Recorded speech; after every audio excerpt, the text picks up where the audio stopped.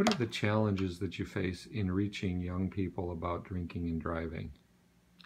I think probably the biggest challenge is getting their attention, first of all. So I think one of the things we have to do is kind of continually keep and monitor the situation, but also find new methods and ways of talking to students.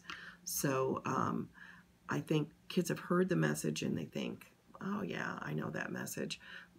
One of the things I didn't mention before, but that I would mention, is that I try also give positive message rather than just negative messages, and say, when I'm presenting, I'll say to kids, um, everybody knows not to drink and drive. Some of you will make that choice. It'll be a small percentage of you, but there's going to be 80% of you who are never going to do this.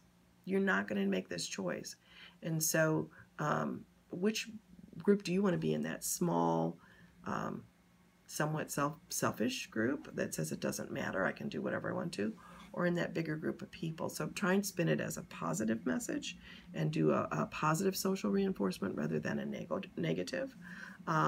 We also, we obviously in our program display kind of the negative consequences of drinking and driving, in terms of, it doesn't always mean that someone is killed. It can mean that someone has a permanent injury, like a brain or a spinal cord injury, that changes their life forever.